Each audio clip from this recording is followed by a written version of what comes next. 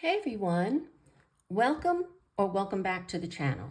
Today I'm going to do another monthly haul video. These are things that I purchased in August, last month, that I haven't really used yet, so I'm doing this one a little early because as you see, I got an interesting book. So I do want to color in that right away, so I'm doing this a little early. I did go to a couple of different stores. Some are online, but basically this is everything for the month of August. So let me push everything to the side and I'll show you what I got.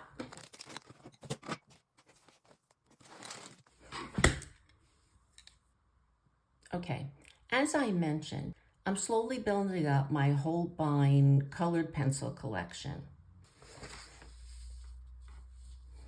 I'm just using a piece of copy paper. The first color I have, which is ice green,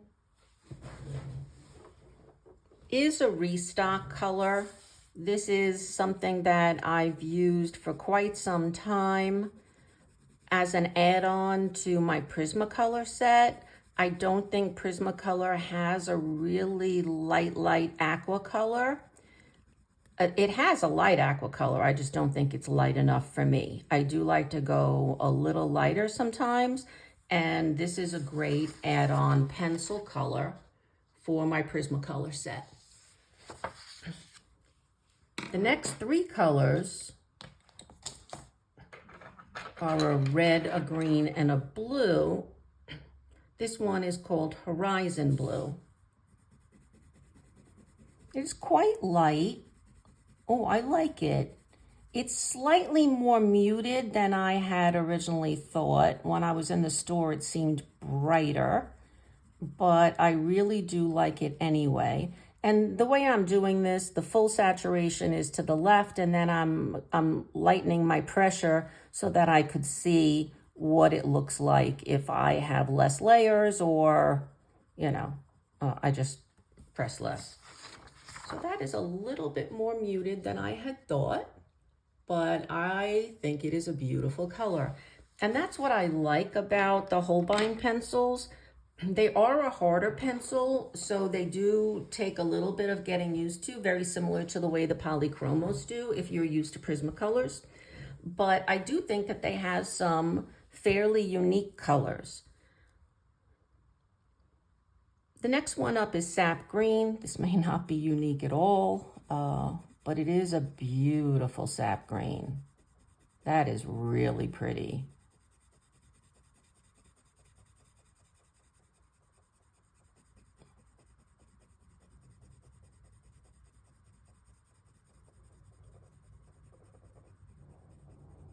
That is really a stunning sap green. Again, the mass tone is on the left side, lightening pressure on the right. And then the last color is Bordeaux Red.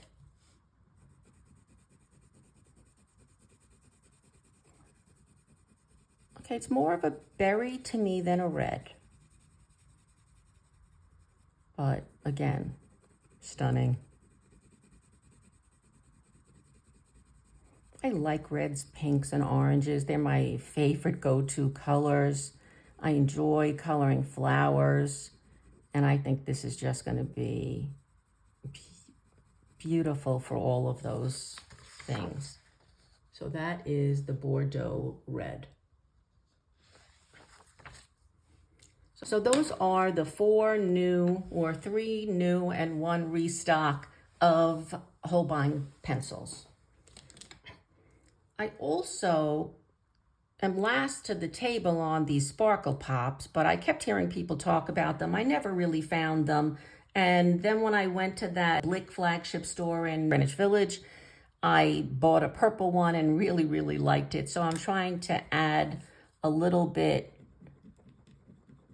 there as well. And these pens are so nice. First of all, they're quite juicy. Some of my other ones seem a little bit on the drier side. And then they have this two-tone sparkle, like this one is green and blue, which I think would be really cool on leaves and things like that. Like, that'll really make it stand out, you know? So I'm slowly adding these Pentel Sparkle Pops to my collection. So I'm really happy with the green. And I just realized I bought 5 Holbein colors. I just found this on the side. This is Shell Pink. Oh, this is really light. This might be good for a really fair skin tone.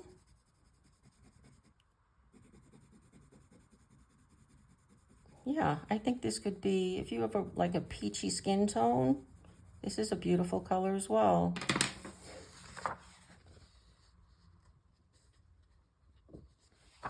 And there we go. What was the name of this color again? Shell Pink. And just these two. I haven't mentioned yet, but I am going to Italy for 2 weeks in October. I'm leaving in just about 3 weeks. And I will talk more about that because I will do kind of like a what am I gonna pack video. And I probably could use some advice there. I'll show you early what I'm going to pack, and maybe someone who travels quite a bit can tell me that I'm missing some stuff. But ideally, what I would like to do is go to Italy and just sketch and color and draw wherever I go. And these are travel water brushes. And I think this is a pretty good brand. I'm not 100% positive on that one, but this was in the clearance section. So I got these at like 75% off. And there was something in some of them where this piece, whatever this is called, comes off. But I just went and looked for as many, or the 2 that I can find that didn't. And I think this will be really helpful for me to carry around, at least inside, you know, the apartment that I'll be staying in Italy,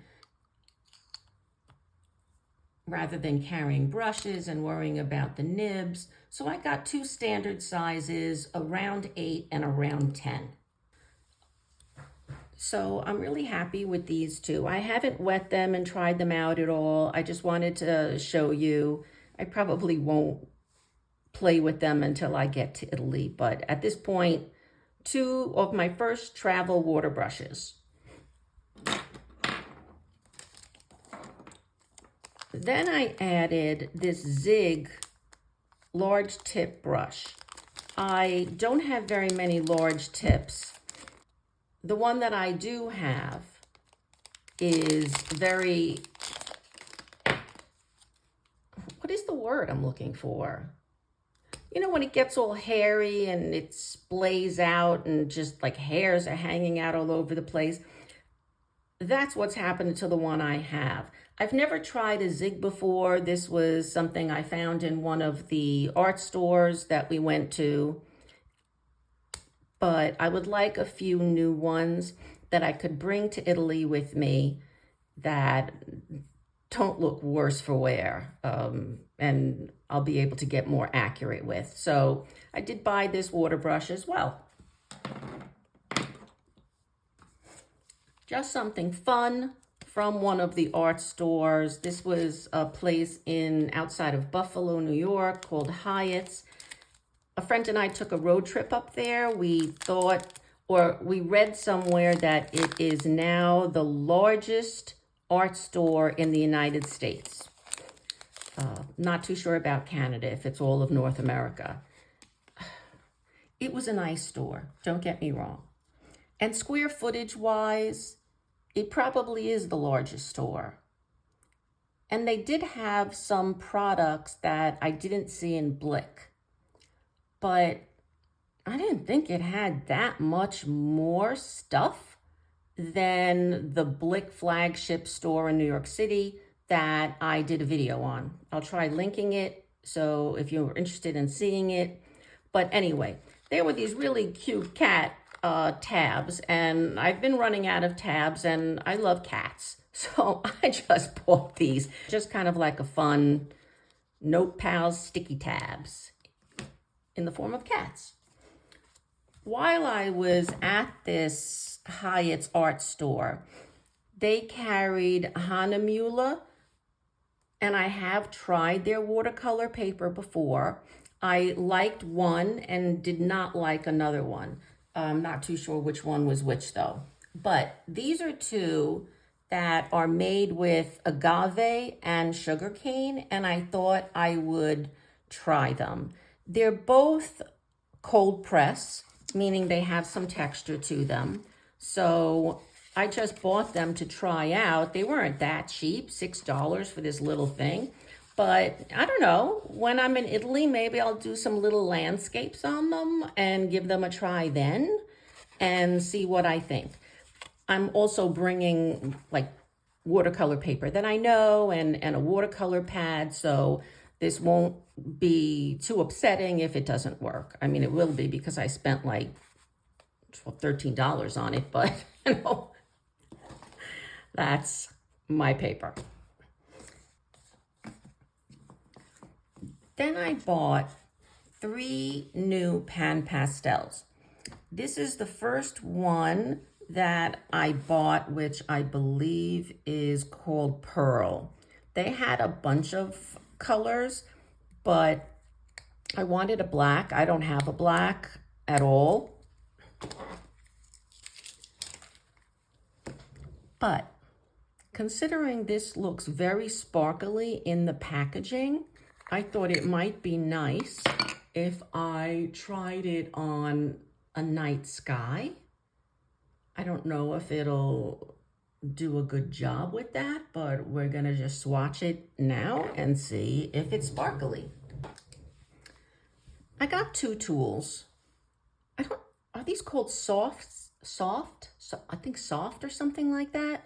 And this is just from the dollar store. This is a makeup brush. But I figured let me try both of them. I do use both, but I didn't know if one would work better with the sparkly items in here. So let's give it a shot. Oh, it's like real glitter in there. What is that gonna... Doesn't get very black though, does it? Maybe it'll get blacker with the soft tool, but let me shake this off into the garbage.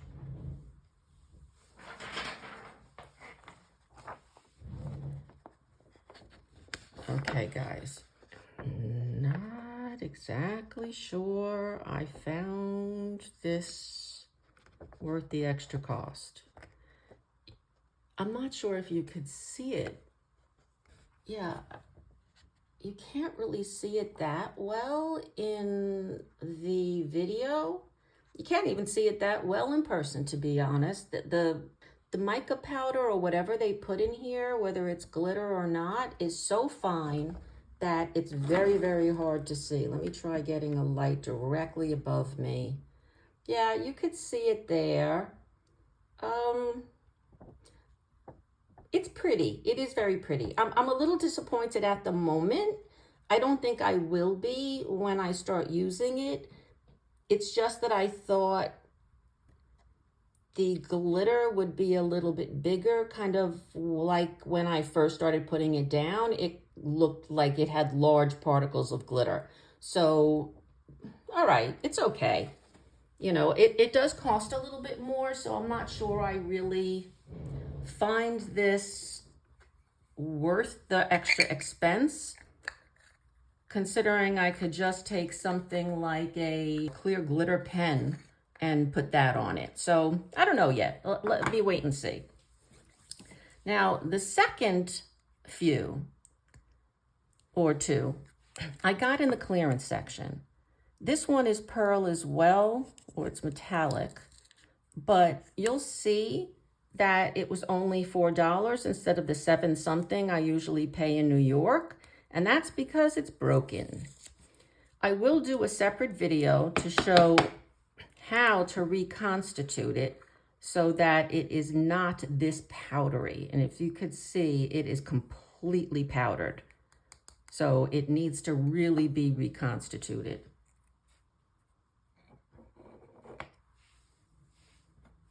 But I think we'll be able to see what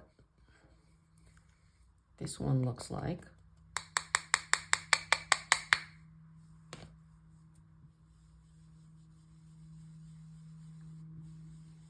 And this is really, really light.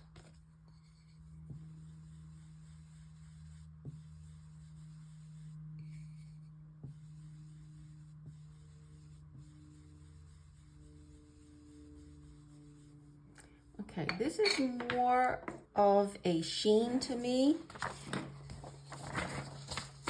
The other one is more sparkly. This one just seems like it has, it's sparkling. I mean, it's definitely shiny, but it seems more of like a sheen rather than individual flakes of mica or glitter. I like this one. This one is pretty. I think that'll be nice for, I mean, it's not the best color for an ocean, but I think the sheen will kind of help. You know, like when you see water sparkling, like when the light hits it, it could kind of look like that. So I kind of like it, but let's move on to what both of these colors look like when using the soft tool. I think there's enough on there.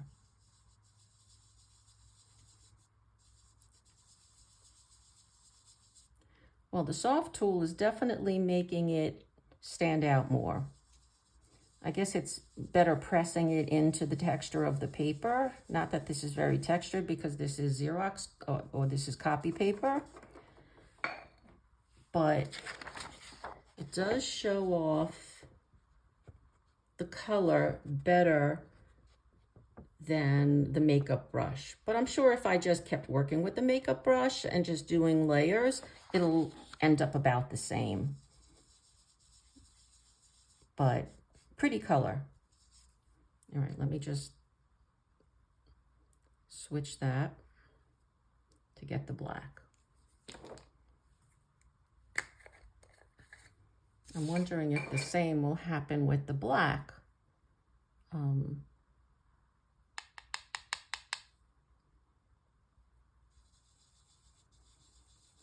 Yeah, it's definitely more saturated right from the beginning. And see how, like, all right, I'm gonna show you without moving it at all. When you first put it on, the mica or glitter seems to be bigger.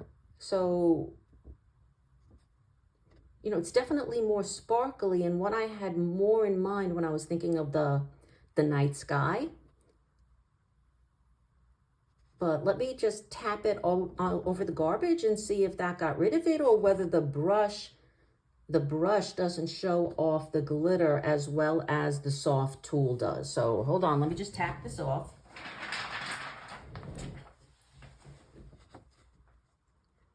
What do we think, guys?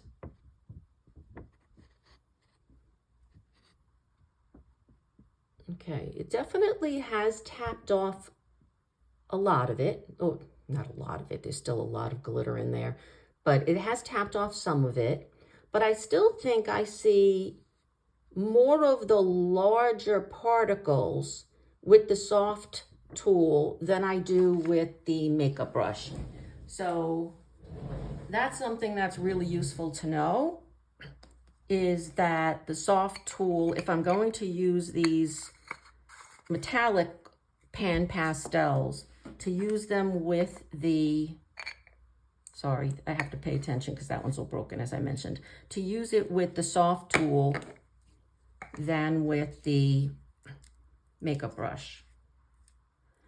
And this one also is violet tint, and I got it as a $4 markdown because it is broken as well.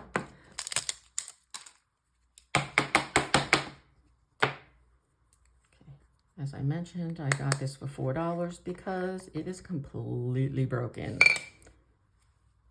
I'm just going to use my finger right now. See how it's completely powdered. Ooh. Ooh, it's a lovely color. Wow. That is a stunning color, and actually bluer and brighter than I thought.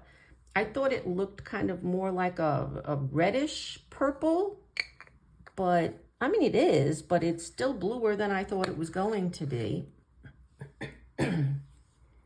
This is a regular PanPastel. This is not one of the metallics, although you probably are going to see some glitter here, but that's only because it is spread over from the blue. But that is, and again, they put the label on it, so I don't know what color this is. This is a useful video. Wow, so far so bad. Sorry guys, but these are some pretty colors. So that's all I bought in terms of supplies. Now I have 3 more books to add to my collection of books. Now the first one I was thinking was another book. This is called the Kristy's Spring Cutting Garden, and the artist is Kristy Rice. I obviously did not read this at all because I thought this was a compilation book.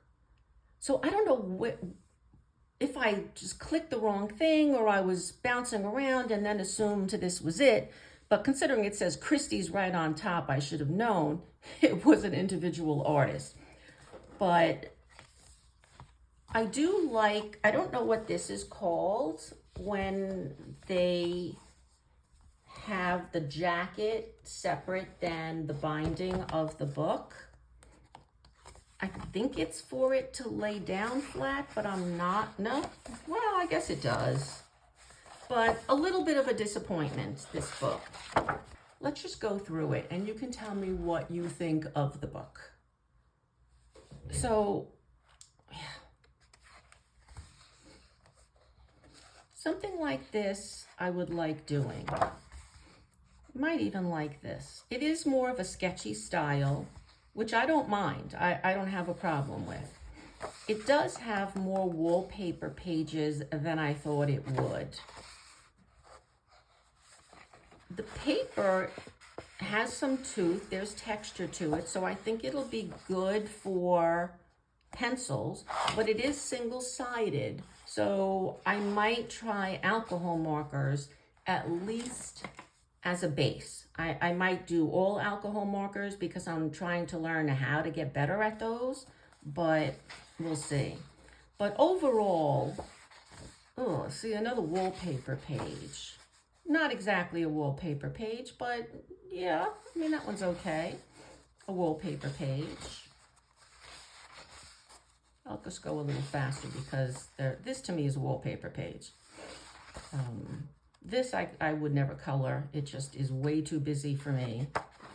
So a little bit disappointed in this book, guys. I'm not sure this is not going to be a giveaway book in my next giveaway. For anyone that doesn't have flower books but likes to do it, I think that this is a decent start. But I have 2 Layla Dooley books. I think I just have 2. So I already have enough there. And like I said, I don't know how I was flipping around. I thought this was mostly portraits. So I kind of screwed up here. I'm not sure I'm keeping this one, but obviously I have to keep it. I bought this one at a store in Buffalo and I live several hours away from Buffalo, so I'm not going back there. So I have to keep the book, but I'll just move on. Also purchased at Hyatt's in Buffalo is this Edward Gorey. I think that's how you pronounce that last name. Famous artist. Many of us probably know the artwork from the PBS, I think it's Masterpiece Theater, Masterpiece. Might just be Masterpiece. It's on PBS in the United States. It might be on BBC in the UK. Not sure how many other countries have it, but they used to have his artwork. Sorry. They used to have his artwork in the credits, and I loved it. I mean, it's really, really cool art, but it is dark. So I will go over this. I am going to turn it on its side. Oh, let me see what I could do. Okay.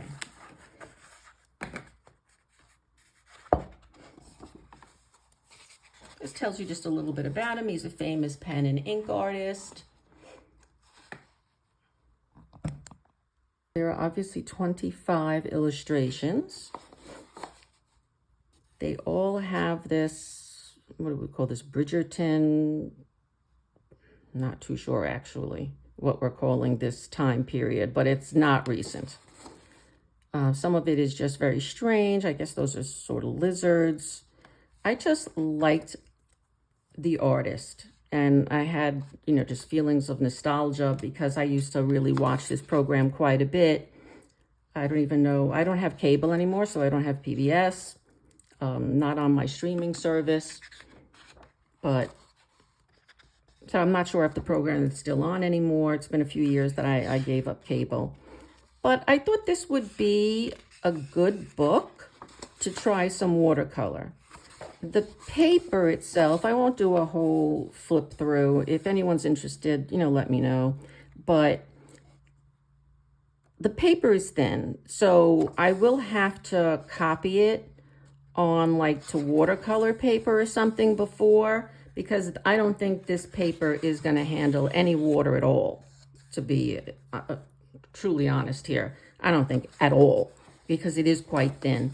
But if I copy it onto paper and then just throw it in a book, I think I'll still enjoy it. But this just gives you an idea of the type of art that Edward Gorey has done.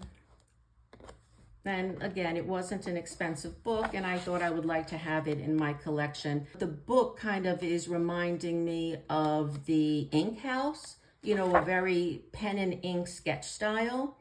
And I like working on that book with my Albert Dürer watercolor pencils. I will try it on this paper once I scan all the images in, but we'll see. Last but not least, I joined the bandwagon. Now, this is Fairy Tales and Folklore by Emily Leda Hall Oberg. There have been a lot of flip-throughs for this book, so I'm not really going to do one. But it's definitely not my normal style, but it is absolutely a beautiful book. Again, not normally my style, but I think I'm really going to enjoy it. The paper is lovely. It's nice and thick. It is very smooth, so I'm going to be interested to see how pencil does on it. I might base it in something because it is thick enough paper that I think I can use my Albert Dürer wet and then go over it dry. But yeah, I think this is more like folk art, but I'm not sure if that's the style. And at first, I didn't want to buy the book because I didn't know what to do with all of these designs, right? Like some of it could look a little Zentangle-y to me, or Zendoodle. Like it's Zendoodle. Some of it doesn't. I mean, a lot of it doesn't.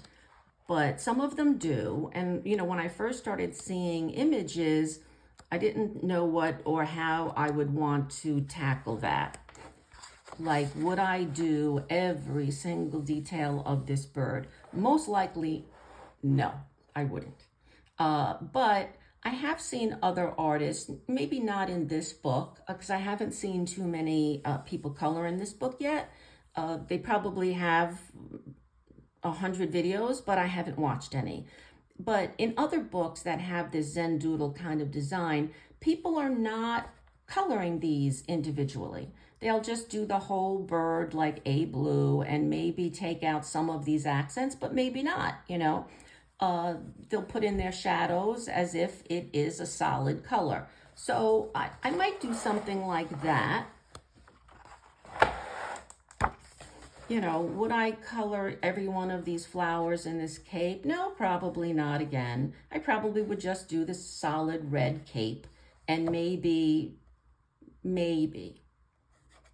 show some difference here in the design. But if not, I'm okay with that as well. I just think that the face is beautiful, the image is gorgeous.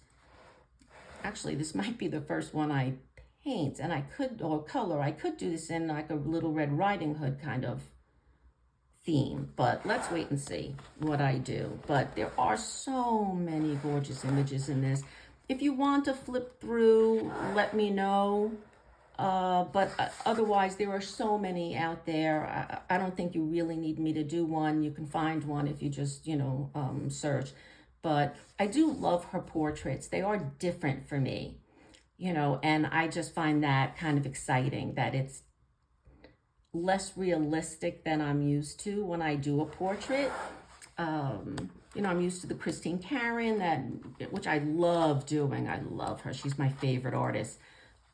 But it might be fun to try a different portrait technique.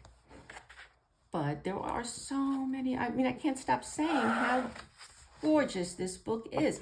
And if you like doing portraits, it does have quite a few. Not a ton. If you don't like doing portraits, you're not going to regret buying this book because most of it is not portraits, or they are so small that it hardly matters. Like here's a larger one, but it's not an inordinately amount of portraits.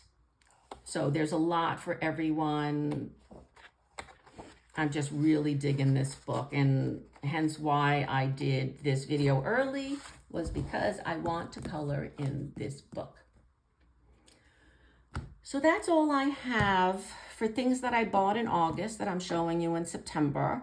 I don't think I'm buying for a little while. I know it doesn't look like a heck of a lot, but this was a couple of $100 worth of material. So it was kind of an expensive haul for me.